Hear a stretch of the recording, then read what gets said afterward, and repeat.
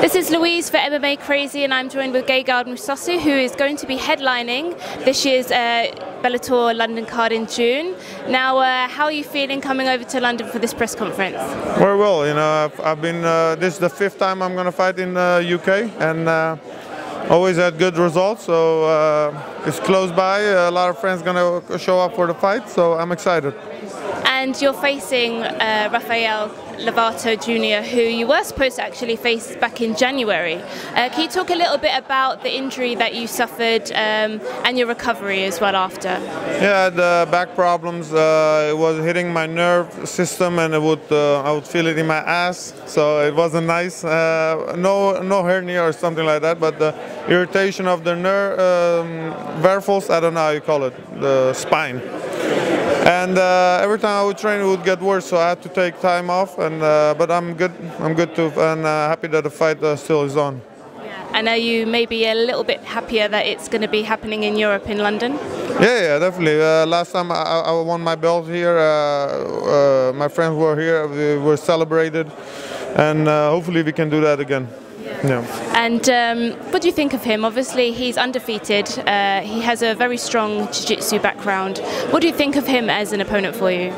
Well, deserving to fight for the belt. I think he's very dangerous on the ground. If I mess with him on the ground, I could lose the fight. So it all depends how I fight. If I just mainly gonna keep it stand up, and obviously he will want to take it to the ground. It's a fight that he has a good chance of winning because he's such a high level on the ground. I cannot underestimate him at all. And how will you be preparing? When does camp start? And will you be bringing anyone in to help you prepare for him? Yeah, I'm already now. Well, from next week, the serious training camp is gonna start. Reinier de Ridder, I think a Dutch guy, really good guy. Same record, same height, same weight, same jiu-jitsu. Stand up, same, everything almost. It's exactly Rafael, so I can be more happier than an opponent like him. Yeah. And training partner, I mean. Yeah. And I wanted to ask you, because Stefan Struve spent some time with you at your gym back in, December, January. December, January, because he was preparing for his fight in Prague, but he later retired. Did you know he was going to do that? No, I thought he wanted to continue, but obviously that's his decision. He knows the best what's good for him, and I don't know, we'll see. Yeah. And did you think maybe that's not a final decision? Do you see him maybe coming back? I feel like he will be back, to be honest. But I haven't spoken to him. I congratulated him on his win, and I wished him the best. And obviously, we have to wait and hear it from him. Yeah. And in the past, you've spoken about maybe moving up in weight. Obviously, not looking past your opponent in June, but have you ever thought about maybe moving up to 205? Yeah. Actually, there were talks of me fighting Bader. I thought that's the fight that would gonna happen. I packed up a lot of Big Macs, so I was on weight. And yeah, I don't know. I could go to welterweight or lighterweight. I'm gonna finish one of those end of my contract. So I have to see. But I could make welterweight also. It depends on. If I go up, they should pay me more. If I go down, I'm okay. Yeah. And what about obviously Ryan Bader? We saw him go, up to heavyweight. Would you ever go that far?